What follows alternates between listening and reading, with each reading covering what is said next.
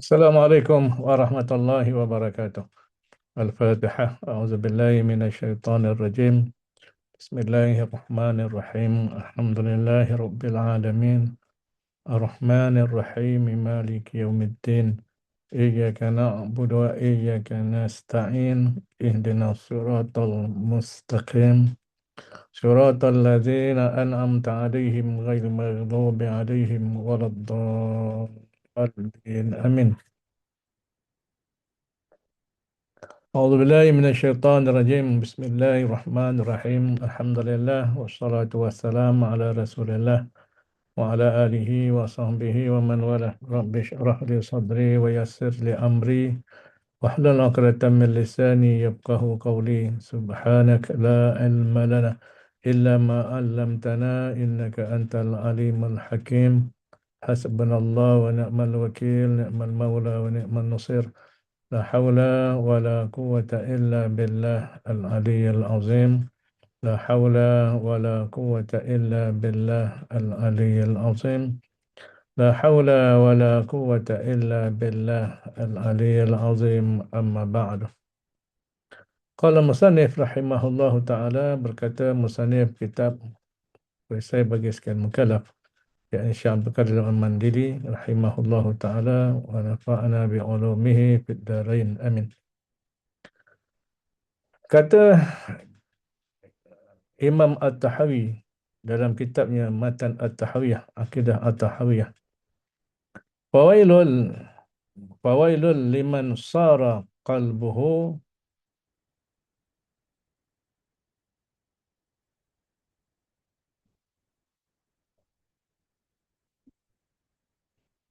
fawailul liman sara qalbuhu fil qadari qalban saqiman.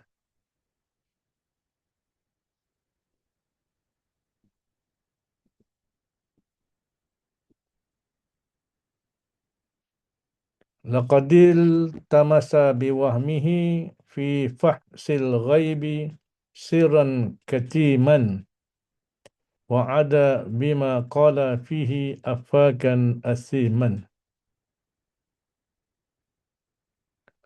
Maksud matan tersebut, maka kekejianlah bagi mereka yang jadi hatinya hati yang sakit pada qadar. Sesungguhnya telah menuntut ia mereka ataupun ia seseorang yang sakit hati itu, yang hatinya sakit pada qadar, akan rahsia, yakni rahsia Allah yang disembunyikan dengan wahamnya, dengan keraguan dalam hatinya, pada memeriksa daripada yang lenyap. Yang lenyap maknanya yang rahsia lah. Yang rahsia ataupun yang tak nampak, yang gaib. Dan jadilah ia, mereka yang hati yang sakit tadi, sangat pembohong, lagi yang sangat berdosa. Dengan sebab barang yang berkata ia, disebabkan perkataan mereka lah, pada qadar itu, yakni pada qadar ketentuan Allah Subhanahu Wa Taala. Baik, apa syarahnya? Kata Syekh Abdul Qadir Mandili, penyakit hati ini ada dua macam. Ada dua jenis penyakit hati. Pertama, penyakit keinginan, yakni penyakit syahwat. Penyakit yang datang, yang berpunca daripada nafsu. Yang kedua ialah penyakit kesamaran, yakni penyakit syubhat, yang berpunca daripada tidak yakin ataupun tidak beriman ataupun ragu ataupun keraguan lah, yang dikatakan penyakit syubhat. Penyakit keinginan ni contoh apa? Contoh ingin sangat, nak sangat, cinta sangat pada dunia, maka dapatlah penyakit hubbud dunia. Hubbud dunya. Setengah terjemah hubbud tu maknanya hubbun maknanya cinta. Hubbud dunya maknanya cinta dunia. Habis lebih suka terjemah dengan apa? Hubbud dunya sebagai gila dunia. Itu dia. Dia sebut gila ni dia punya konotasi lebih jahat lah. Lebih buruk. Contoh lagi apa? Contoh gilakan pujian. Nafsu sukakan pada pujian. Pujian manusia. Maka dapatlah penyakit riak. Bila hati suka memuji diri sendiri, dapatlah penyakit ujub, bangga dengan diri sendiri. Bila hati nakkan semua nikmat tu hanya pada dia, tak boleh pada orang lain, maka dapatlah penyakit hasad. Dan begitulah yang lain. Bagaimana yang kita belajar dalam kitab Penawar Bagi Hati. Ini penyakit-penyakit yang wajib fardu ain kita belajar, bukan untuk diamalkan, untuk dijadikan amalan hati, tapi maknanya wajib dibersihkan daripada hati kita. Itulah kitab Penawar Bagi Hati itu, dia bukan sekadar cerita apa penyakit, tapi juga rawatannya bagaimana. Itu kelebihan kitab Penawar Bagi Hati. Penyakit kesamaran ni contohnya kufur kepada Allah Ta'ala. Yang mengingkari Allah Ta'ala. Sedangkan Allah Ta'ala ni dia Tuhan. Macam mana boleh mengingkari Tuhan? Itu katakan kesamaran. Contoh lain syirik. Mempersekutukan Allah. Allah Ta'ala ni tak ada sekutu. Tiba-tiba disekutukan dengan Tuhan-Tuhan lain. Itu dia katakan syubhat. Termasuk penyakit nifaq. Hati beriman. Hati kufur. Fizikal kelihatan beriman. Termasuk juga penyakit-penyakit lain. Contohnya syak, zan dan waham. Syak 50-50. Zon kuat keyakinan tapi ada keraguan. Waham kuat keraguan ada sedikit keyakinan. Itu dia. Ini semua penyakit kesamaran. Termasuklah juga kejahilan. Baik. Kata musannif lagi yang lebih keji daripada keduanya ialah penyakit kesamaran. Kufur, syirik, nifak dan seumpamanya. Ini penyakit yang lebih keji. Dan yang lebih keji segala kesamaran itu pula daripada penyakit-penyakit syubhat ni, yang lebih keji lagi ialah kesamaran syubhat pada pekerjaan qadar. Maknanya dalam isu takdir Allah Ta'ala. Timbulnya kesamaran, timbulnya keraguan, mempertikaikan Allah dalam soal takdir. Itu dia. Ini lebih keji lagi. Baik, yang lebih bermanfaat, apa yang lebih bermanfaat segala makanan bagi hati itu iaitu iman. Sebab itulah makanan hati ialah iman. Bermula daripada apa? Sebab iman ni soal benda percaya. Tak nampak pun percaya. Belum berlaku pun percaya. Itu dia. Sebab itulah iman ni mahal. Iman ni mahal sebab keyakinan pada sesuatu yang gaib, sesuatu yang belum sampai, belum datang, belum berlaku, tapi dia percaya. Sebab itulah iman ni bermula dengan tasdiq. Tasdiq maknanya membenarkan. Datang perkhabaran tentang akhirat contohnya. Kiamat berlaku iza zulzilatil ardu zilzalaha.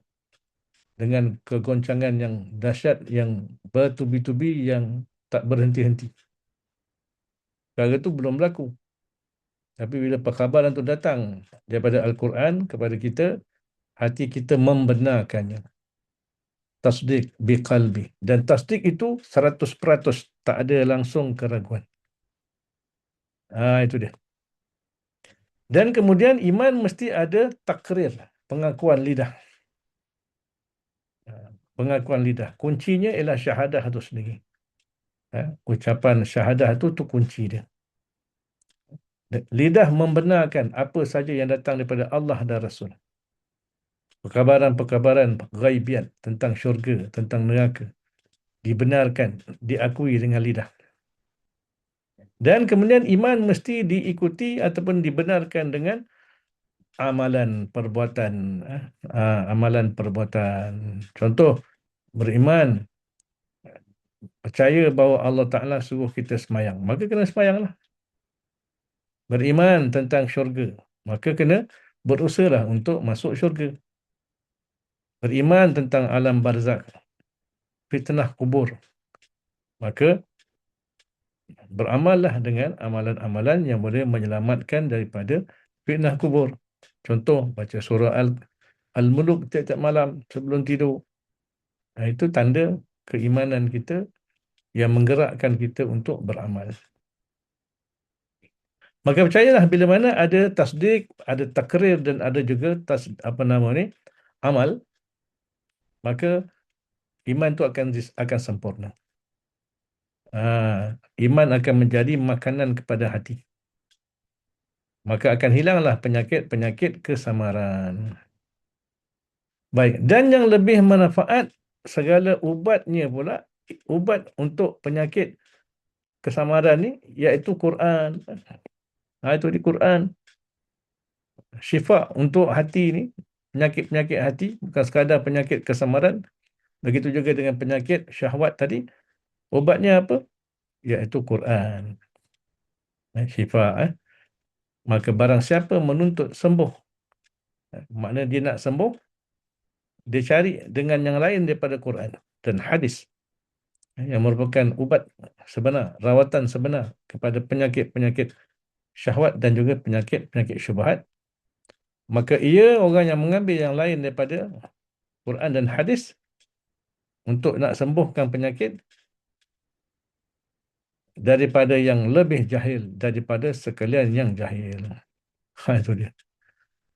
Sebab itulah apa yang kita buat selama ni, beberapa tahun ni kan, nak balikkan orang pada Al-Quran, supaya orang jadikan Quran sebagai syifa. Ini makna kita berada pada track yang betul. Maka ia orang yang mengambil selain daripada Quran dan hadis untuk menuntut sembuh, untuk nak sembuhkan penyakit daripada yang lebih jahil daripada sekalian yang jahil, dan yang lebih sesat daripada sekalian yang sesat. Wal'ayyadzubillah. Bukan sekadar jahil tapi sesat. Kenapa? Sebab Nabi dah sebut, taraktu fikum amrain dan tadillu abada ma tamassaktum bihima kitab Allah wa sunnata Rasul sallallahu alaihi wasallam. Atau kama qala. Nabi kata, aku tinggalkan untuk kamu dua perkara yang kamu takkan sesat selama-lamanya selama mana kamu berpegang dengan keduanya, iaitu kitab Allah dan juga sunnah Rasul sallallahu alaihi wasallam. Itu dia. Mana kalau ambil lain daripada Quran dan juga sunnah, maka sesat. Perkara ni yang orang tak susah nak faham. Macam mana boleh tak berpegang dengan Quran dan juga hadis boleh jadi sesat? Sebab apa? Sebab orang telah diperindahkan dengan perkara ni. Dia berasa bila tak berpegang dengan Quran, tak berpegang dengan hadis, tak ada apa-apa. Benda tu normal. Dinormalisasikan dalam masyarakat, maka dia tak rasa pun sesat. Ini yang disebut dalam surah Al-Kahfi yang kita baca, alladzina dhalla sa'yuhum fil hayatid dunya wa hum yahsabuna annahum yuhsinuna sun'a. Orang yang mereka sesat dalam kehidupan dunia, tapi mereka menyangka bahawa mereka melakukan perkara yang baik. Wala'ayazubillah. Kerana apa? Kerana apa Al-Quran tu jadi ubat kepada segala penyakit ni? Kerana bahawasanya Allah Ta'ala berfirman, ia A'udzubillahi minasyaitonirrajim, qul huwa lillazina amanu hudan wa shifa. Artinya, berkata olehmu hai Rasul Allah, qul, katakanlah, ucapkanlah, sampaikanlah pada manusia, Quran itu menunjuki akan sekalian yang beriman. Menjadi petunjuk kepada sekalian yang beriman. Daripada apa? Daripada kesesatan. Bila ada huda, petunjuk, sudah pastilah lawan huda ialah kesesatan. Ambil huda, selamat daripada kesesatan. Wa syifa, dan menyembuhkan daripada kejahilan. Syifa inilah yang dipahami oleh setengah orang Melayu kita. Syifa ni hanya semata-mata ruqyah. Kena kacau jin lah, kena ganggu syaitan lah. Itu dah ruqyah yang dikatakan syifa. Sedangkan para ulama mengatakan Al-Quran kulluhu syifa. Quran itu sendiri keseluruhannya syifa. Ajarannya, ayat-ayatnya, eh, perintah-perintahnya, panduan-panduannya, semua itu syifa lah. Itu. Bukan sekadar ayat-ayat tertentu je. Bukan sekadar ayat-ayat yang dikatakan ayat ruqyah. Ayat ruqyah dalam hadis cuma Fatihah, ayat kursi, 3 kul. Itu yang dikatakan ayat-ayat ruqyah. Dalam hadis menyebut. Yang lain tu sebenarnya lebih pada amalan.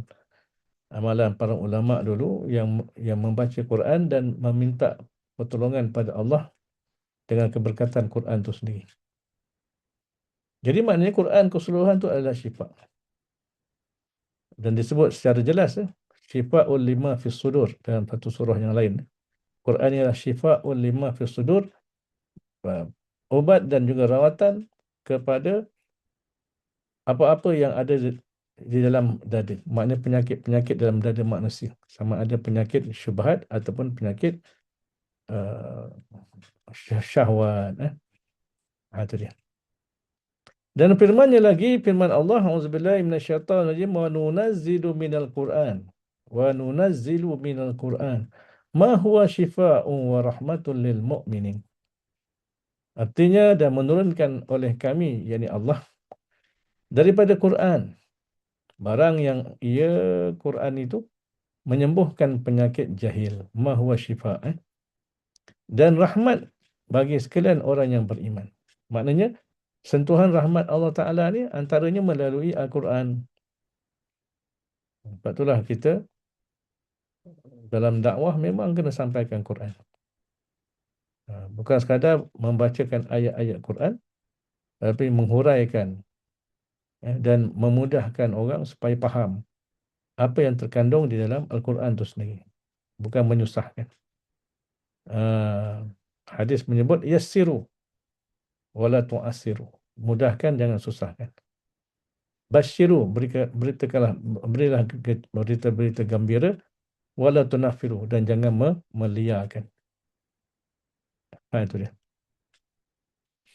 Maka Quran itu ubat yang sempurna bagi segala penyakit hati dan juga penyakit badan. Penyakit dunia dan juga penyakit yang melibatkan akhirat. Itu dia.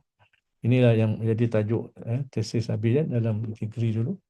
Macam mana yang memahami Al-Quran itu sebagai syifa'ul lima fis sudur. Baik, bermula perkataan pengarang rahimahullahu ta'ala, pengarang kitab At-Tahawiyah lah dalam matan bahasa Arab tadi, yang diterjemahkan tadi, maka kekejianlah bagi mereka yang jadi hatinya hati yang sakit pada qadar. Apa yang dikatakan hati yang sakit pada qadar? Artinya hati yang kesamaran. Kesamaran oleh hatinya. Kesamaran oleh hati itulah penyakit. Penyakit syahwat tadi, penyakit syubhat tadilah. Kesamaran oleh hatinya pada qadar Allah Ta'ala. Maknanya, dalam soal takdir ni, ada kesamaran.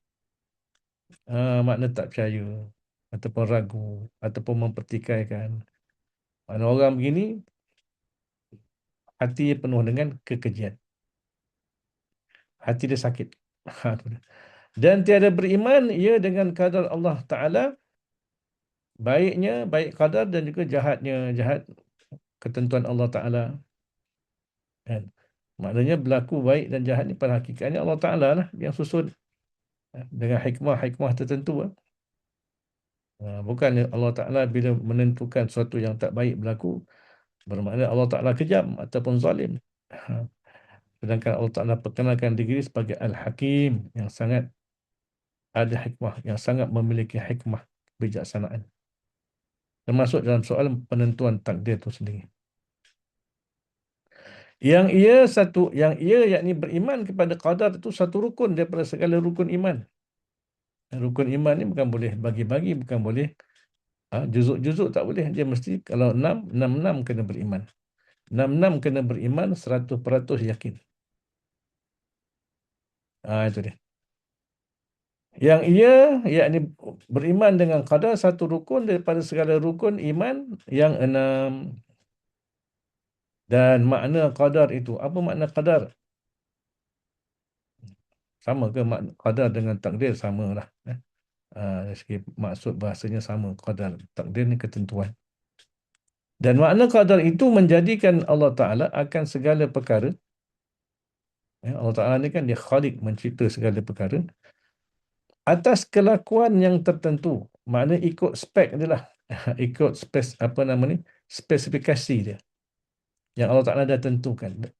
Bahasa dalam bahasa Arab kata qadarnya. Faqaddaruhu taqdira. Allah Ta'ala menentukan ukuran, menentukan bagaimana berlaku, di mana, bila dan sebagainya. Kalau manusia ni Allah Ta'ala jadikan siap dengan beratnya berapa, apa nama ni, pinggangnya berapa, tingginya berapa, bacaan gulanya berapa, bacaan tekanan darahnya berapa. Itu maknanya ketentuan Allah. Jadi menjadikan Allah Ta'ala akan segala perkara atas kelakuan yang tertentu yang mengkehendaki ia Allah akan perkara tersebut, akan kelakuan yang tertentu tersebut pada azali lagi, sejak azali lagi. Bukan maknanya katakan manusia tu lahir baru Allah Ta'ala nak set ke, tak ada. Sejak azali lagi. Azali ni maknanya sejak awal lagi lah. Dan perkataan musannif, yakni Syekh At-Tahawi, Imam At-Tahawi, sesungguhnya telah menuntut ia akan rahsia yang disembunyikan dengan wahamnya pada memeriksa daripada yang lenyap. Apa maksudnya? Ini maknanya orang yang hati dia berpenyakit tadi, yang tak percaya, yang ragu pada takdir tadi, maknanya dia menuntut dia nak, dengan sangkanya, dengan wahamnya. Waham ni maknanya keyakinan yang sedikit, keraguan yang banyak. Jadi dia menuntut dengan keraguan yang ada dalam hati itu, rahsia yang disembunyikan. Maknanya bukan pada memeriksa daripada yang lenyap akan rahsia yang disembunyikan. Maknanya qadar ni, takdir ni suatu yang Allah Ta'ala rahsiakan. Jadi orang yang hati penyakit ni sibuk nak apa? Nak memeriksa, sibuk nak detect lah, nak memeriksa lah, nak mempertikaikan lah takdir yang merupakan rahsia-rahsia Allah. Kerana qadar itu rahsia Allah Ta'ala pada makhluknya. Okay, bahasa kita misteri, misteri, rahsia. Allah Ta'ala saja yang tahu. Maka ia menuntut akan mengetahui atas yang lenyap. Maknanya dia menuntut, dia nakkan sesuatu yang tak nampak, sesuatu yang gaib. Macam mana? Macam mana boleh itu berlaku? Memang mustahil lah. Akal manusia boleh capai perkara itu. Dan tak layak manusia nak mempertikaikan takdir Allah Ta'ala. Sabda Nabi SAW, bermula qadar itu rahsia Allah Ta'ala. Telah menceritakan akan dia, akan hadis ni oleh Abu Naim dalam kitab Al-Hilyah daripada Ibnu Umar radhiyallahu anhuma. Makna ini hadis bahawasanya Allah Ta'ala, ketentuannya, takdir Allah Ta'ala ni, dengan mengetahui akan segala yang ditentukannya pada azali. Mana hanya dia saja yang tahu. Tiada mengetahui akan dia, akan takdir itu oleh segala makhluknya. Tak ada siapa yang tahu. Melainkan ada juga, melainkan setengah daripada yang pilihan daripada pesuruhnya. Maknanya, yang Allah Ta'ala beritahu lah. Yang Allah Ta'ala beritahu kepada rasul-rasul pilihannya. Contohnya kalau kita lihat dalam peristiwa Nabi Khidir dengan Nabi Musa. Nabi Khidir diberitahu oleh Allah Ta'ala melalui ilmu yang dikatakan ilmu ladunni, ilmu yang datang daripada sisi Allah. Tak diberikan kepada Nabi Musa. Tapi Nabi Khidir dipilih oleh Allah untuk tahu perkara yang akan datang. Itu sebab dalam peristiwa tu, 3 peristiwa. Dia bocorkan apa nama ni, bot, dia bunuh seorang budak, dan juga dia mendirikan apa nama ni, dinding ni di satu bandar, satu kampung. Perkara yang maknanya tak diketahui oleh Nabi Musa. Ya. Hanya Nabi Khidir saja tahu kerana Allah Ta'ala beritahu dia. Seperti firman Allah Ta'ala yang menjadi dalil bahawa ada juga benda-benda takdir yang Allah Ta'ala beritahu kepada hamba-hamba dia di kalangan rasul-rasul terpilih. Auzubillahi minasyaitonirrajim.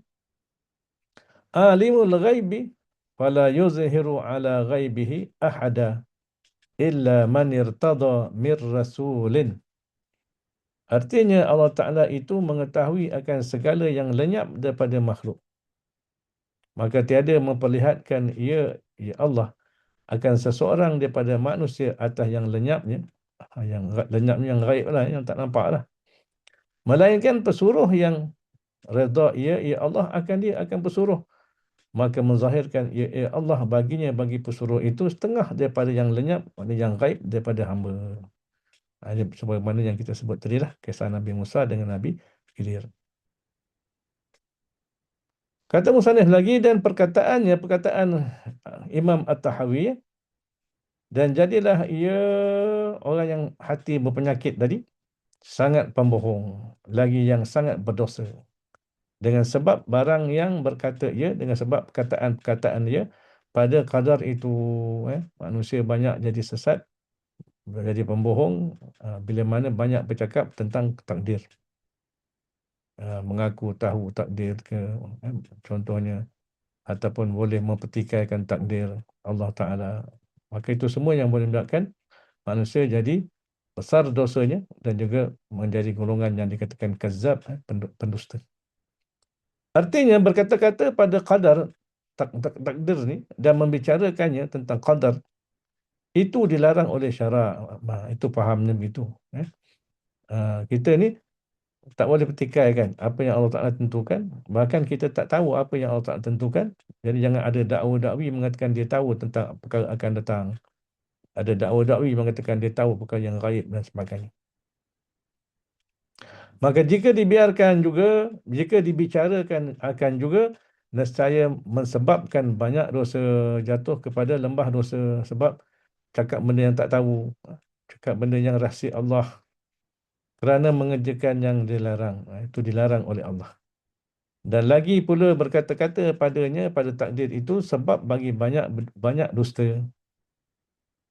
Ini banyak berlaku, tok-tok pawang, tok-tok dukun, dan sebagainya, yang dakwa tahu benda masa depan. Mutakhir ni macam-macam pula orang-orang yang mengaku wali, yang diwalikan dan sebagainya, bercakap tentang masa depan. Itu pun satu hal lagi. Baik, kerana berkata-kata pada yang ketentuan Allah Ta'ala dengan mengetahuinya, yang tiada dapat makhluk mengetahuinya. Sebab apa berdusta? Sebab bercakap tentang takdir Allah. Sedangkan hanya Allah saja yang tahu. Macam mana ada dakwa-dakwi, manusia yang tahu. Wallahu a'lam bis-shawab.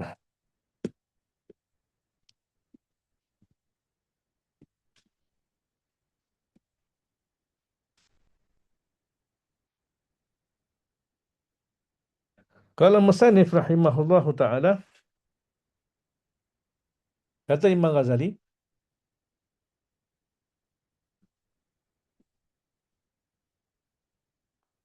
dalam kitab yang Bidayatul Hidayah, sangat banyak hadis-hadis yang berkenaan dengan celaan terhadap sifat hasad, sifat takbur, sifat riak dan ujub. Ini 4 ni memang orang kata 4 serangkai lah. Ini semua penyakit-penyakit syahwat yang berpunca daripada keinginan nafsu yang tak terkawal, yang menumbuhkan penyakit. Jadi banyak hadis yang mencela sifat-sifat ni kerana besarnya dosa, besarnya keburukan yang berlaku bila mana ada penyakit-penyakit ni. Tetapi rasanya cukuplah bagimu, hai talib, hai penuntut ilmu, sebuah hadis yang telah menghimpunkan segala maksud yang berkenaan. Tu dia. Maknanya yang menunjukkan tentang kecelaan penyakit-penyakit tadi. Dengan sifat-sifat tersebut, di mana Imam Abdullah ibnu Al-Mubarak radhiyallahu an rahimahullahu taala telah meriwayatkan dalam kitab Az-Zuhd dengan sanad beliau daripada seorang lelaki iaitu Khalid bin Ma'dan yang pernah berkata kepada Muaz. Khalid bin Ma'dan ni sahabat Nabi lah. Dia bercakap kepada Muaz, "Wahai Muaz, ceritakanlah kepada aku sebuah hadis yang pernah engkau dengar daripada Rasulullah sallallahu alaihi wasallam." Berkata rawi hadis tersebut, yakni Khalid bin Ma'dan, lalu Muaz menangis sehingga aku sangka ia tidak dapat berhenti. Tetapi akhirnya Muaz berhenti daripada tangisannya. Kemudian lalu Muaz berkata, aku mendengar Rasulullah sallallahu alaihi wasallam pernah bersabda kepada aku, "Wahai Muaz, sebenarnya aku mahu menceritakan kepada kamu sebuah hadis. Jikalau engkau mampu memeliharanya, pasti ia akan memberi manfaat akan dikau di sisi Allah. Tetapi jika engkau mensia-siakannya dan tidak memeliharanya, maka akan terputuslah hujahmu di hadapan Tuhan pada hari kiamat nanti." Maknanya tak ada jawapan besok ke akhirat nak jawab apa. Kalaulah tak jaga kefahaman tentang hadis tadi. Wahai Muaz, ni Nabi cakap pada Muaz, sesungguhnya Allah Ta'ala telah menjadikan 7 orang malaikat sebelum ia menciptakan langit dan bumi. Kemudian lalu ditentukannya pada setiap langit seorang malaikat daripada mereka untuk menjaga pintu langit tersebut. Lalu naiklah malaikat hafazah. Malaikat hafazah ni malaikat uh, yang dikatakan malaikat hafazah maknanya malaikat yang menjaga. Yang menjaga, yang mengawasi, bahkan ada juga yang termasuk yang mencatat amalan manusia sepanjang hidup mereka kat dunia ni. Itu antara tugas malaikat hafazah. Dalam surah Ar-Ra'du Allah Ta'ala sebut lahu mu'aqibatun min baini yadayhi wa min khalfihi yahfazunahu min amrillah. Bagi tiap-tiap seseorang ada malaikat yang silih berganti daripada hadapannya dan daripada belakangnya yang menjaganya dengan perintah Allah. Surah Ar-Ra'du ayat 11. Itu dia. Dia malaikat yang menjaga manusia. Antaranya malaikat inilah yang jaga manusia daripada bahaya. Bahaya yang belum sampai ketentuan Allah Ta'ala berlaku. Contohnya, bahaya manusia, bahaya jin, bahaya binatang buas dan juga perkara-perkara yang mungkin yang memudaratkan manusia. Maknanya kalaulah tak ada, ianya belum ditentukan oleh Allah, tak masuk dalam takdir Allah, maka tak heranlah banyak kadang-kadang kita lihat kemalangan-kemalangan yang ataupun musibah ataupun penyakit ataupun mara bahaya yang Allah Ta'ala palingkan daripada seseorang tu tanpa disedar, dan di situlah sebenarnya ada peranan para malaikat hafazah tu sendiri. Dan hafazah juga antaranya juga ialah menjaga bahkan mencatat segala amalan manusia yang disebut sebagai kiraman katibin tu. Kan? Kiraman katibin. Dalam surah Al-Infitar menyebut wa inna alaikum lahafizin kiraman katibin ya'lamuna ma taf'alun. Sesungguhnya ada malaikat yang mengawasi kamu yang mulia lagi menulis. Mereka mengetahui apa yang kamu kerjakan. Tu kiraman katibin. Malaikat termasuk juga hafazah ni ialah malaikat di kanan kiri kita yang mencatat amalan. Mencatat amalan, mencatat kata-kata dan sebagainya. Kebaikan dan juga keburukan. Jadi malaikat hafazah ni dia akan bersilih gantilah turun naik ke langit. Dan disebut dalam hadis, time dia berimpun tu ialah ketika solat subuh dia turun dan juga solat asar dia naik. Dan berganti-ganti shift lah orang kata. Ganti shift. Jadi dalam hadis ni Nabi sebut pada Muaz, hai Muaz, Akan naiklah, maknanya malaikat hafazah membawa amalan seseorang hamba yang dilakukannya mulai daripada pagi sampai ke petang. Amalan tersebut mempunyai nur, cahaya, bagaikan cahaya matahari. Sehingga apabila malaikat hafazah yang membawa amalan hamba itu sampai ke langit yang pertama, mereka menganggap bahawa amalan itu baik dan sangat banyak, lalu berkata malaikat penjaga langit pertama itu bagi malaikat hafazah, pukulkan dengan amalan ini akan muka orang yang mengerjakannya. Maknanya malaikat penjaga langit pertama reject lah. Akulah malaikat penjaga ghaibah. Penjaga ghaibah maknanya mengumpat. Allah Ta'ala telah menyuruh aku supaya aku tidak membiarkan amalan orang yang mengumpat, orang lain dapat melalui aku untuk terus naik ke atas. Dah kena roadblock dah kat situ. Bila ada mengumpat, amalan tak naik. Kemudian datang pula malaikat hafazah membawa amalan seorang hamba. Mereka menganggap bahawa amalan itu sangat baik dan sangat banyak. Malaikat itu berjaya melintasi langit yang pertama kerana orang yang mengerjakan amalan tersebut tidak terlibat dengan dosa mengumpat orang. Sehingga mereka sampai ke langit yang kedua, lalu berkata, malaikat penjaga langit yang kedua itu, berhenti kamu di sini dan pukulkan dengan amalan ini akan muka orang yang mengerjakannya. Kerana mengkendaki dengan amalannya akan mendapat keuntungan dunia. Maknanya, dalam beramal ibadah, ada niat untuk keuntungan dunia. Bercampur dengan keuntungan dunia. Contoh habis saya sebut, semayang sebab nak kaya contohnya. Itu dia. Semayang pasal nak kaya. Allah Ta'ala menyuruh aku supaya aku tidak membiarkan amalan orang seperti ini melintasi aku untuk terus naik ke atas. Lain daripada itu juga ia suka membesarkan diri di dalam majlis perjumpaan. Akulah malaikat penjaga kebesaran. Jenis suka tunjukkan diri dalam majlis-majlis keramaian, tunjukkan diri dia hebat dan sebagainya. Maka kena blok lagi dekat langit yang kedua.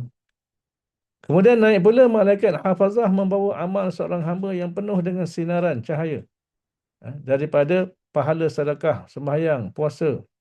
Para malaikat hafazah mereka hairan melihat keindahan amalan tersebut. Lalu mereka membawa amalan itu melintasi langit yang pertama dan kedua. Sehingga sampai ke pintu langit yang ketiga, maka berkata malaikat penjaga langit ketika itu, penjaga langit ketiga itu, berhenti kamu di sini dan pukulkan dengan amalan ini akan muka orang yang mengerjakannya. Akulah malaikat takbur, makna malaikat penjaga takbur. Allah menyuruh aku supaya tidak membiarkan amalan orang yang takbur dapat melintasi aku. Orang itu sangat suka membesarkan diri dalam majlis orang ramai. Takbur, membesarkan diri dan menghina orang lain, kan? Kita bincang perkara ni. Kemudian naik pula malaikat hafazah membawa amal seorang hamba yang lain. Amal itu bersinar-sinar seperti bersinarnya bintang yang berkelip-kelip. Baginya suara tasbih, semayang, puasa, haji dan umrah. Para malaikat hafazah berjaya membawa amalan itu sehingga sampai ke pintu langit yang keempat. Maka berkatalah malaikat penjaga langit keempat itu, berhenti kamu di sini dan pukulkan dengan amalan ini akan muka orang yang mengerjakannya, belakang dan juga perutnya. Akulah malaikat ujub, maknanya malaikat yang menjaga ujub, penyakit ujub. Bangga dengan diri. Allah menyuruh aku supaya tidak membiarkan amalan orang yang ujub dapat melintasi aku. Ia beramal adalah atas dorongan perasaan ujub terhadap dirinya. Wala'iyahzubillah. Kemudian naik pula malaikat hafazah membawa amal seseorang hamba sehingga mereka berjaya sampai ke pintu langit yang kelima. Seolah-olah amalan itu pengantin yang dihantar, disambut ke rumah suaminya. Maksudnya amalan itu berseri-seri. Lalu berkata malaikat penjaga langit yang kelima, berhenti kamu dan pukulkan dengan amalan ini akan muka orang yang mengerjakannya dan campakkanlah di atas tengkuknya. Akulah malaikat penjaga hasad. Ia, yakni orang yang beramal ini sangat hasut kepada orang yang belajar ilmu dan beramal seperti amalannya. Maknanya, walaupun dia sendiri ada ilmu, ada amalan, tapi dia dengki dengan orang lain. Ia hasut akan orang lain yang melakukan sebarang kelebihan dalam ibadah. Ia juga mencela mereka. Allah menyuruh aku supaya aku tidak membiarkan amalan yang hasut ini melintasi aku. Kemudian naik pula malaikat hafazah membawa amalan seorang hamba. Baginya cahaya seperti bulan purnama daripada semayang, zakat, umrah, jihad dan puasa. Malaikat hafazah berjaya membawa amalannya hingga sampai ke langit yang keenam. Lalu berkata malaikat penjaga langit tersebut, berhentilah kamu dan pukulkanlah amalan ini akan muka orang yang mengerjakannya. Kerana ia tidak belas kasihan kepada hamba-hamba Allah yang terkena balak dan kesusahan. Bahkan ia merasa gembira dengan demikian. Maknanya hati dia tak ada ihsan. Tengok orang susah, tak rasa kesian. Tengok orang kena kena apa kena zalim, tak rasa kesian. Kena orang kena balak, kena musibah, gembira pula. Gembira dengan kesusahan yang dialami oleh umat Islam itu sendiri. Akulah malaikat rahmat, menjaga rahmat. Allah menyuruh aku supaya tidak membiarkan amalan orang seperti ini dapat melintasi aku. Tak lepas juga. Susah juga amalan nak sampai ke langit ni. Kemudian naiklah pula malaikat hafazah membawa amalan seorang hamba. Amalan itu ialah semayang, puasa, nafkah, jihad dan warak. Baginya bunyi, maknanya bunyi-bunyi zikir. Macam bunyi lebah. Seperti bunyi lebah. Apatah berbunyi amalan tu, hebatnya. Tak sekadar bercahaya. Dan baginya cahaya seperti cahaya matahari. Dan naiklah bersama dengan amalan itu 3,000 orang malaikat. Mereka telah berjaya membawanya sehingga sampai ke pintu langit yang ketujuh. Maka berkata malaikat penjaga pintu langit yang tersebut, berhentilah kamu dan pukulkan dengan amalan ini akan muka orang yang mengerjakannya. Bahkan pukulkan pula akan seluruh anggota badannya dan tutupkan ke atas hatinya. Akulah malaikat zikir. Apa makna zikir sini? Iaitu zikir di sini bermakna mencari sebutan. Zikir ni kan menyebut-nyebut kan. Mana orang yang suka mencari sebutan. Dia sebut-sebut namanya, dipuji-puji. Iaitu seorang yang beramal dengan tujuan supaya disebut-sebut oleh orang lain. Wal-a'yazubillah. Aku akan menghalang amalan orang yang riak daripada sampai kepada Tuhanku. Ia beramal bukan kerana mencari keredaan Allah, tetapi hanya bertujuan supaya mendapat tempat yang tinggi di hati para fuqaha dan supaya disebut di kalangan para ulama dan supaya masyhur namanya di merata tempat. Allah menyuruh aku supaya tidak membiarkan amalan orang yang riak itu melintasi aku. Kerana setiap amalan yang tidak ikhlas adalah riak dan Allah tidak akan menerima amalan orang yang riak. Wal'ayazubillah. Sebab itulah dalam bab amalan ni memang kita minta lah Allah Ta'ala terima. Tiap-tiap kali semayang minta lah Allah Ta'ala terima semayang kita. Sebab itulah yang kita mampu kan. Walaupun mungkin bercampur-campur dengan riak ke, bercampur dengan ujub ke apa. Kita minta Allah Ta'ala ampuni kita dan terima amalan kita. Jadi doa minta Allah Ta'ala terima amalan ni penting setiap kali kita semayang.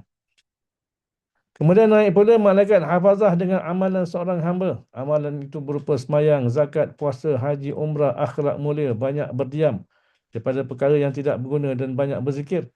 Amalan hamba ini diusung oleh para malaikat penjaga 7 petala langit sehingga mereka melintasi segala halangan dan sampai kepada Allah.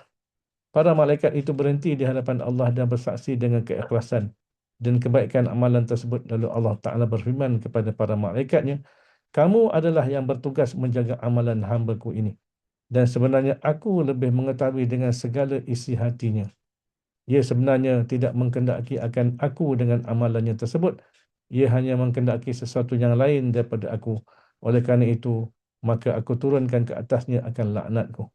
Lalu para malaikat tadi berkata, ke atasnya laknatmu dan juga laknat kami. Lalu malaikat akan melaknat akan dia oleh 7 petala langit dan seisinya. Patutlah tak heran kan ada hadis yang menunjukkan 3 golongan yang mula-mula masuk neraka. Orang alim, orang dermawan, orang yang mati syahid. Kemudian balik kepada apa? Pada niat keikhlasan. Patutlah kita minta pada Allah. Perkara ni memang kita tak mampu nak lakukan melainkan dengan rahmat kasih sayang Allah Ta'ala juga. Baik, mendengar sabda Rasulullah sallallahu alaihi wasallam ini lalu Muaz menangis. Menangis dia. Muaz ni kan dia antara sahabat yang rapat dengan Nabi. Banyak rahsia-rahsia, banyak ilmu-ilmu yang Nabi secara peribadi sampaikan pada Muaz. Jadi menangis Muaz, saya berkata, engkau adalah Rasulullah sallallahu alaihi wasallam, sedangkan aku adalah Muaz, hamba Allah yang bukan rasul. Maka bagaimana aku dapat selamat dan sejahtera? Jadi maknanya Muaz kata, macam mana nak selamat ni? Nabi bolehlah kan?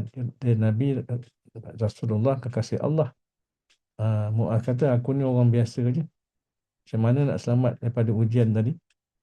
Lalu Rasulullah SAW pun bersabda, menjawab, hendaklah engkau ikuti aku walaupun hanya dengan sedikit amalan. Ini tip yang paling penting. Ikut sunnah Nabi.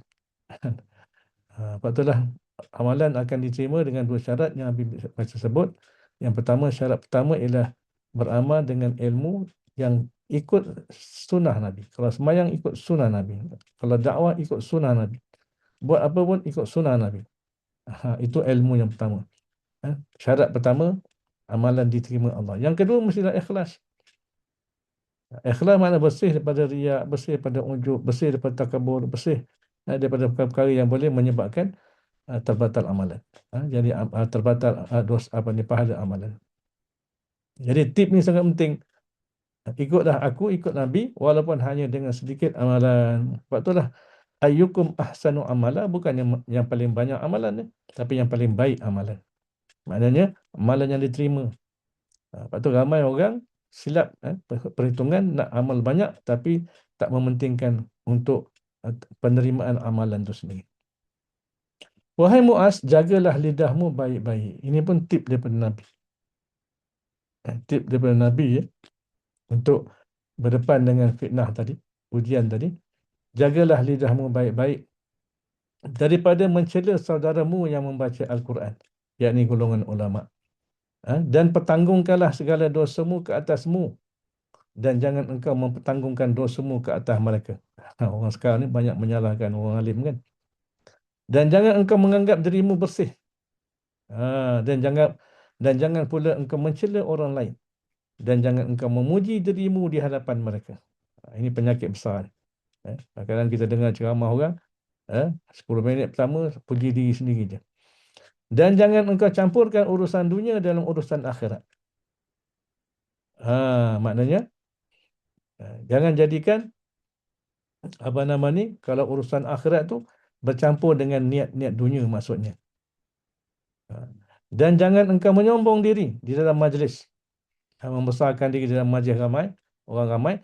Nanti orang ramai akan takut kepadamu kerana kejahatanmu. Dan bukan hormat kita, tapi takut dengan kejahatan kita.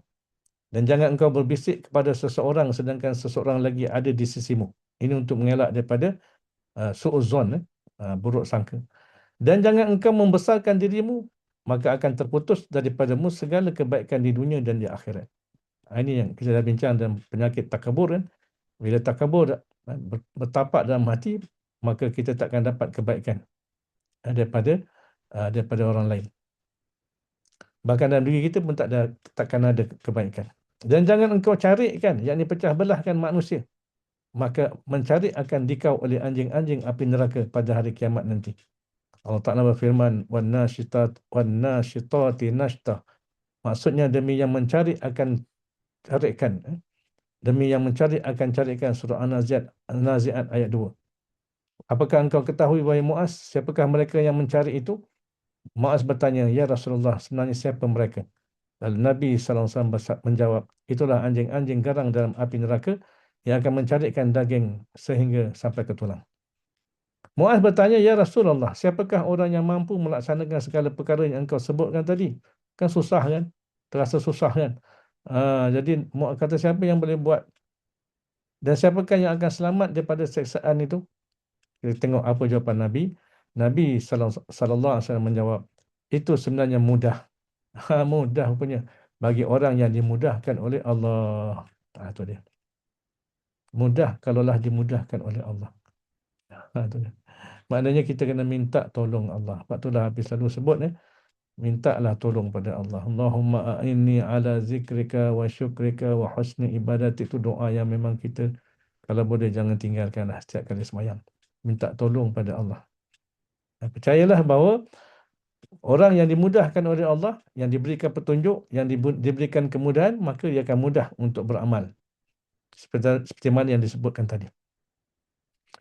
Kemudian lalu Khalid bin Ma'dan berkata, maka aku tidak pernah melihat seseorang yang banyak membaca Al-Quran Al-Karim lebih daripada Muaz. Maknanya kesan hadis ni kepada Muaz dia ialah dia banyak baca Quran. Kerana beliau faham terhadap hadis yang besar ini. Itu dia. Maknanya besarnya makna hadis ni. Itu. Baik. Maka hendaklah engkau renungkan baik-baik perkara yang terkandung dalam hadis ini, wahai orang yang gemar kepada ilmu pengetahuan. Dan ketahuilah bahawanya sebesar-besar sebab yang dapat mengukuhkan perangai yang jahat di dalam hati ialah menuntut ilmu dengan tujuan hendak menunjukkan kelebihan. Wala'iyazubillah. Dan dengan tujuan supaya pandai bercakap, kerana orang awam, yakni orang yang tidak berilmu adalah agak lebih jauh daripada perangai-perangai yang jahat, dan orang yang mencari ilmu adalah menjadi sasaran penyakit-penyakit hati yang dapat membinasakan. Wallahu a'lam bissawab. InsyaAllah kita akan sambung dalam kuliah yang akan datang. La ilma lana illa Boleh ma'alam. soalan? Antal alimul hakim. La hawla wa la quwata illa Soalan billah. boleh? Okey, soalan. Dua soalan yang beri. Pertama, kaitan dengan Al-Quran sebagai budak tunjuk. Jadi, kita dah belajar suri tadabbur dan kita belajar juga kelas tentang Quran. Jadi, macam mana nak dalam seharian tu, dia betul-betul dapat jadi sebagai budak petunjuk. Maksudnya kan bila orang yang ada budak ni, dia menjadi syifa, penyembuh masalah hati dan sebagainya. Jadi macam mana kita nak tahu kita ni, adakah dengan membaca ni, adakah dengan kita apa aktiviti dia yang menyebabkan kita betul beramal dengan Quran. Itu soalan pertama. Soalan kedua berkaitan dengan Abi ada sebut di perkataan orang mencari akhirat tapi ada tujuan dunia. Bagaimana pula kalau ada sebuah syarikat yang mana dia punya aktiviti dia lah berkaitan dengan tadabbur umpamanya program-program agama, tapi dikenakan perniagaan, ada target dia, sales dia dan sebagainya. Jadi adakah perkara itu dah tergolong dalam ciri-ciri yang disebutkan tadi tu, ada mencari akhirat tapi dah terselit niat dunia. Allah Alam.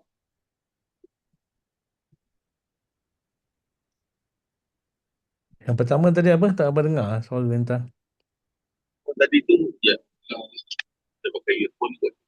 Pertama tadi berkaitan dengan macam mana kita nak pasti ni betul beramal dengan Quran tu.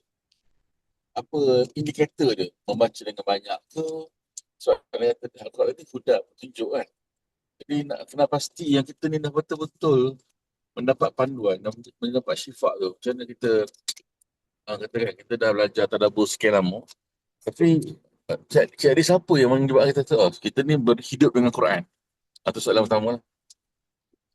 Okey. Sebab itulah sifat Quran ni, dia bukan terletak hanya pada bacaan. Kan? Macam orang Melayu kan, bila baca Quran tu dia kata apa? Dapat berkat Quran. Walaupun tak tahu isi kandungan Quran kan. Hmm. Maknanya benda tu walaupun begitu, tapi memang ada juga keberkatan. Betul lah orang dulu-dulu, eh, walaupun dia tak faham Quran, dia tak ada tadabbur Quran, tapi bila dia banyak membaca Quran, Allah Ta'ala beri juga pada dia keberkatan. Jadi orang baik, jadi orang yang jaga akhlak dan sebagainya. Itu keberkatan Quran. Keberkatan Quran ni juga boleh datang daripada bacaan. Maknanya bacaan ni pun satu approach yang kita kena lakukan jugalah. Tak boleh tinggalkan. Tak boleh sekadar kita baca terjemahan, baca isi kandungan, tapi kita tak baca ayat Quran. Sebab ayat Quran tu diturunkan dalam bahasa Arab, itu dah merupakan mukjizat. Maknanya ayat Quran tu sendiri mukjizat. Bila dia baca dapat pahala, satu huruf 10 pahala. Jadi bacaan tu pun memang termasuk lah. Itu satu. Yang kedua, bila sebut petunjuk, mesti sudah pastilah apa yang terkandung dalam Al-Quran. Kan? Contoh, sekarang kita hidup kat dunia. Kita hidup kat dunia. Apa hakikat dunia ni? Dunia ni apa Buruk. hakikatnya? Kan? Kita kat dunia ni sebenarnya medan apa? Kita tak tahu benda ni. Manusia tak tahu. Lahir-lahir daripada perut mak, kita tak tahu pun kat dunia ni, kita hidup kat dunia ni sebenarnya dunia ni medan apa. Tapi bila kita baca Quran, dalam Quran sebut dunia ni ataupun hidup ni adalah liyabluwakum ayyukum ahsanu amala. Rupanya dunia ni adalah tempat Allah Ta'ala menguji kita. Itu satu hakikat. Dan itulah satu petunjuk. Maknanya berdepan dengan kehidupan dunia ni, kita kena lulus ujian. Kena lulus ujian. Apa ujiannya? Pertama ujiannya ialah beramal, beribadah. Maknanya kalau kita tak beramal, beribadah, maknanya kita fail lah. Yang kedua, beramal beribadah ni pula sebaik-baik amalan. Sebaik-baik ibadah, sebaik-baik amalan. Maknanya amalan yang diterima. Yang kita sebut dua syarat tadi. Pertama, ilmu. Yang kedua, ikhlas. Maka dalam hidup kita ni, sepanjang hidup kita daripada tarikh lahir sampai tarikh mati, apa yang kita usahakan untuk dalam hidup kita ialah beribadah, beramal sebaik-baiknya.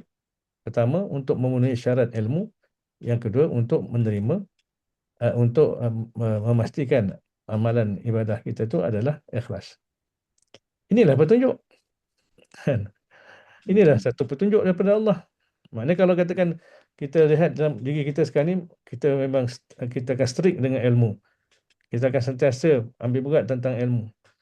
Duduk dalam majlis-majlis ilmu. Belajar ilmu satu demi satu. Ilmu akidah, ilmu fiqh, ilmu tasawuf untuk jadikan amalan, ilmu tafsir, ilmu hadis untuk jadikan ilmu amalan kita dan sebagainya. Maka maknanya kita dah pada track track hidayah tadilah.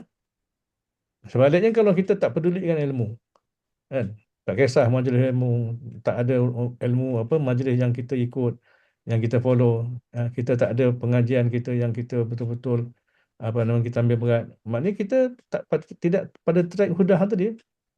Hudah tadi, hidayah tadi suruh kita belajar supaya amalan kita jadi amalan terbaik. Samalah juga tentang Allah Ta'ala beri petunjuk tadi tentang hidayah, tentang ikhlas. Maka kita akan belajarlah tentang ikhlas ni apa dia, dan apa dia penyakit-penyakit yang boleh menyebabkan kita boleh kehilangan keikhlasan. Jadi kalaulah kita berada pada track itu, kita berusaha untuk mengikhlaskan amalan kita, kita berusaha untuk mengenal pasti hati kita ni ada tak penyakit-penyakit yang merosakkan, maka maknanya kita sudah berada pada hidayah, sudah pada jalan hidayah. Bahkan kalau kita baca dalam tafsir ihdinas siratal mustaqim tu, tunjukkanlah, maknanya hidayahkanlah kami ke atas as-siratal mustaqim. Itu jalan hidayah. Imam Tabari mentafsirkan as-siratal mustaqim dengan 7 tafsiran. 7 kan. Kalau kita duduk dalam salah satu, maknanya kita berada pada jalan hidayah. Contoh yang paling mudah yang Allah Ta'ala, yang Imam Tabari sebut tafsir as-siratal mustaqim ni ialah bila kita dapat hidayah ni, maknanya kita akan berusaha untuk berada di atas jalan Al-Quran itu sendiri. Mulai daripada belajar Quran, membaca Quran, memahami Quran, berusaha mencari pengiktibaran daripada Quran, tadabbur Quran, cari petunjuk dalam Quran, cari syifa dalam Quran dan sebagainya. Contoh macam syifa, kalau yang tak baca Habib punya tesis, Habib simpulkan syifa Quran ni keseluruhan Quran, termasuk ajaran-ajaran dia. Contohlah katakan nak mengubah penyakit riak dalam hati kan. Maka antara yang Quran beri pada kita wasilah untuk membersihkan hati, membersihkan penyakit-penyakit dalam dada ni yang disebut dalam Quran ialah sembahyang. Salat tu adalah syifa Quran. Termasuk juga ialah puasa. Puasa adalah syifa Quran. Termasuklah membaca Quran. Membaca Quran pun syifa Al-Quran. Banyak lagi. Banyak lagi. Maknanya itu semua yang Al-Quran kemukakan. Jadi kalau kita ambil benda-benda itu, maknanya kita berada pada jalan Quran tadi lah. Jalan petunjuk Quran itu sendiri. Itu yang pertama. Abi cakap tentang belajar itu. Kalau kita niat belajar tu untuk mengajar semula ke, ataupun sebenarnya niat tu untuk bagi amalan peribadi semata-mata? Dia belajar ni memanglah belajar pertama kita untuk beramal, untuk diri kita sendiri beramal. Sebab belajar ni Okay. belajar contohnya akidah. Cara beramal akidah ialah jadikan pegangan hati. Kan? Bila kita belajar fiqah, Hmm. cara kita nak beramal ialah kita amalkan bila kita beribadah. Semayang kita, baca Al-Quran kita, zikir wirid dan sebagainya. Itu untuk kita dulu beramal lah. Kemudian sama je dengan tasawuf. Kita belajar untuk kita amalkan. Cuma bila kita belajar, bila belajar kita kena ingat ilmu juga ada tuntutan untuk disampaikan. Tuntutan disampaikan tu balighu anni walau ayah. Itu tuntutan dakwah, tuntutan tarbiyah. Maka kita melakukan dakwah dan tarbiyah dengan bekalan ilmu yang kita belajar. Itu je lah. Jadi niat dia tu belajar untuk mengajar tu boleh lah, maksudnya untuk kadang-kadang bila belajar untuk amal ni dia macam untuk macam tamak diri sendiri pula rasanya ke macam mana? Memang kita kena tamak diri sendiri. Memang ambil Maksudnya kena ambil berat diri sendiri itu dulu. Memang faham. kita kena ambil berat diri sendiri pertama. Jangan Hmm. kita belajar untuk nak kita belajar nak sampaikan pada orang aja. Diri tak beramal. Itu pun satu hal juga tu. Jadi benda-benda ni sebenarnya Faham. dia satu gabungan lah. Kita tak boleh melihat benda itu terpisah-pisah. Kita tak boleh kata okey, Faham. belajar ni untuk beramal je, tak boleh untuk disampaikan. Salah juga. Sebab tuntutan beramal satu hal, tuntutan menyampaikan satu hal yang lain. Tuntutan dakwah satu hal lain, tuntutan tarbiyah satu tuntutan lagi. Tuntutan perjuangan itu tuntutan lain juga. Maknanya itu kena ambil dan bentuk majmuk, satu orang kata gabungan. Faham. Itu je. Faham. Baik, baik. Yang kedua Soalan tadi, kedua ni? Ah, soalan kedua soalan tadi. dia Abi ada sebut satu kalam ulama tadi, dia kata kalau kita ada tujuan akhirat tak boleh ada campur dengan niat nak apa Ha. keuntungan dunia lah. Hmm.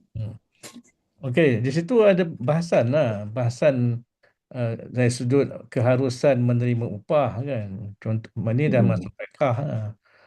Keharusan menerima upah dalam mengajar. Maknanya itu yang jadi asas kepada contoh company-company yang buat kerja dakwah, lepas tu dia ambil upah di atas servis yang dia buat. Kat situ Mm. ada keharusan. Cuma maknanya kita tak boleh dah letakkan itu sebagai ultimate. Sebab usaha kita tu kita ada meletakkan usaha untuk menyampaikan Islam, menyebarkan kebaikan, menyebarkan Al-Quran dan sebagainya. Maknanya itu kena jadi utama. Sehingga sebab dia punya ukuran maknanya jangan sampai kerana keuntungan contohnya menyebabkan maknanya apa yang kita nak sampaikan tu hilang keikhlasan. Contoh maknanya mungkin orang kata upah-upah yang terlalu tinggi, upah-upah yang orang kata tak munasabah, yang tak dapat dicapai oleh orang. Sebab kita tak mahu kita buat benda-benda itu, kita akan menyebabkan Quran ni jadi sesuatu yang kelihatannya apa nama ni eksklusif saja pada orang yang ada duit je. Orang yang tak ada Ya. duit tak dapat manfaat. Itu jadi salah lah. Ah, Mm. Sedangkan dalam surah Yasin kan, ittabi'u Mm. man la yas'alukum ajra tu itu mesti jadi pegangan kita juga. Maknanya walaupun kita dalam certain keadaan kita kenakan upah untuk khidmat servis yang kita buat, kita kena ada juga orang kata contohnya ruang-ruang untuk memberikan kebaikan, berkongsi dan beri kebaikan pada orang walaupun tak diberi apa-apa. Mm. Supaya tujuan utama tu kita jaga. Memang dia punya sepadan tu terlalu halus. Kita bimbang kan benda tu boleh merosakkan. Mm. Mm. Itulah. Faham. Faham. Baik, baik. Masih habis kadang-kadang rasa macam urusan dakwah ni dia jadi complicated sebabnya dakwah ni kita tak ada charge tapi kita nak ada survival, maka nak kena duit. Jadi complicated. So, kat situ dah perbahasan keharusan tu tadi. Faham.